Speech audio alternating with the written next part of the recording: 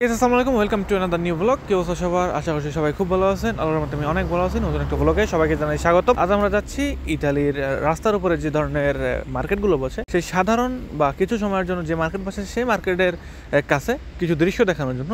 আর এই মার্কেটগুলো কিন্তু সাময়িক সময়ের জন্য, অর্থাৎ 3-4-5 ঘন্টা পর্যন্ত, যেমন সকাল 8টায় যদি শুরু হয় 12টা-1টার মধ্যে শেষ হয়ে যায়। খুবই অল্প সময়ের জন্য মার্কেটগুলো বসে। আমি আর আমার আম্মু সকাল সকাল বের হয়ে গেলাম। এখন মানে যখন আমরা বের হয়েছি তখন সময় ছিল সকাল বলতে পারে 9টার দিকে। যেমন মার্কেটগুলো যদি 8টা থেকে শুরু হয়, তারা এখন অলরেডি সমস্ত কিছু কমপ্লিট করে ফেলছে মানুষের কাছে বিক্রি করার জন্য। সো গাইস, দেখতেই পাচ্ছেন আমরা এখন সেই মার্কেটের কাছে চলে আসছি, যে মার্কেটগুলো ইতালির রাস্তার উপরে বসে। আর এই মার্কেটগুলো খুবই কম সময়ের জন্য বসে, কিন্তু দেখলে মনে হয় যে এই মার্কেটগুলো সম্ভবত সব সময়ের জন্য এখানে একদম সেট করে রাখছে। এগুলো দেখলে মনেই হয় না যেগুলো আবার 3-4 ঘন্টা পর এগুলো আবার ভ্যানিশ হয়ে যাবে, এখানে কিছু থাকবে না।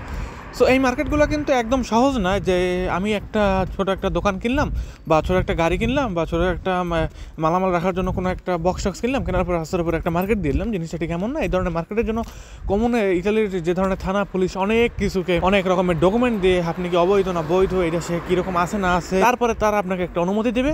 আপনাকে এখানে প্রতি ঘন্টার উপরে বা মাসব্যাপী আপনাকে টাকা দিতে হবে, যে আপনি একটা রাস্তা ব্লক করে এগুলোর একটা মার্কেট দিয়েছেন।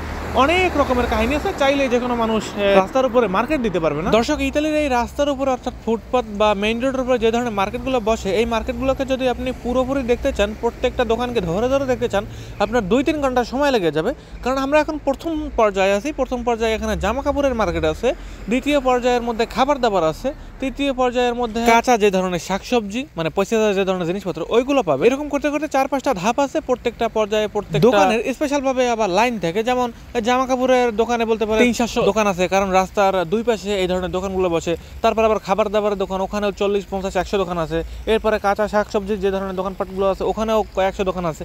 এরকম করে করে তারপরে এই মার্কেটগুলো আর কি বসে। সো আজকে এই মার্কেটগুলোর সংখ্যাগুলো একটু বেশি, মাঝে মাঝে আবার এই মার্কেটগুলো একটু কম বসে। এর কারণ হচ্ছে যদি অতিরিক্ত পরিমাণে বৃষ্টি হয়, যারা মূলত একদম খোলামেলাভাবে দোকানগুলোকে আয়োজন করে, তাদের আসলে খুবই কষ্ট হয় এই মালামালগুলোকে আবার গাড়ির ভিতরে ঢুকাতে।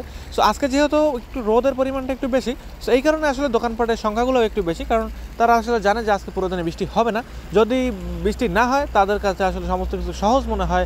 জামা কাপড়গুলো একদম এই যে রাস্তার উপরে রাখতে, দেখতেই পাচ্ছেন যে রাস্তার উপরে এমনভাবে রাখছে, যদি কোনো কারণে বৃষ্টি আসে, এই জামা কাপড়গুলোরে সাগরের মধ্যে বাসায় দেওয়া ছাড়া আর কোনো ধরনের উপায় নেই। এগুলো যদি ভিজে যায়, আর এরপরে আর কিছু কিছু মানুষ জুতা বিক্রি করে, যদি ওই জুতার মধ্যে একটা ফোঁটা পানি লাগে, ওই জুতাগুলো আর চলবে না, একদম গাম ঠাম এলোমেলো হয়ে একদম সম্পূর্ণ সাগরের মধ্যে বাসায় দেওয়া লাগবে, এছাড়া আর কোনো উপায় নেই। সো এই ধরনের মার্কেটগুলোকে যদি দেখতে হয়, আপনাকে ইতালিতে আসতে হবে। আর এই মার্কেটটা যদি দেখতে হয়, আপনাকে জুলিয়ানোভা শহরে আসতে হবে। দর্শক, এই মার্কেটগুলোর মধ্যে যে একদম সস্তায় পাওয়া যাবে জিনিসটা কোনোভাবেই এমন না। এর মধ্যে যথাযথ দাম আছে, একদম মার্কেটের চেয়ে বেশি দামে এখানে পাবেন। মানে কিছু কিছু মাল, আবার কিছু কিছু মাল একটু কম দামে পাওয়া যায়। দর্শক, আমরা এখন যেই দোকানের সামনে আছি, এই দোকানটা একটা চাইনিজদের দোকান। চায়না থেকে আগত তারা, আর তাদের মালগুলো সম্ভবত মনে হয় না ইতালির, তারা চায়না থেকে এগুলোকে আমদানি করে। তাদের এখানে সমস্ত কিছু আলিজালি, মানে নির্দিষ্ট করে কোনো কিছু বলা নাই যে এই জিনিসটার জন্যই এই মার্কেটটা। কারণ তাদের এখানে গ্যাস লাইট থেকে শুরু করে, আপনি রান্না বাড়া থেকে শুরু করে, আরও কস্টিপ, তারপরে বিভিন্ন রকমের গাম থেকে শুরু করে অনেক রকমের জিনিসপত্র পাবেন, কারেন্টের সুইচ পর্যন্ত পেয়ে থাকবেন। সো এরপরে বাচ্চাদের জুতা দেখতে পাচ্ছেন, অনেক রকমের সুন্দর সুন্দর আকর্ষণীয় ডিজাইন আছে। সো আমরা জামা কাপড়ের ওখানে বিশাল লাইনটা শেষ করে এবার আমরা চলে আসলাম ফুলের গলিতে।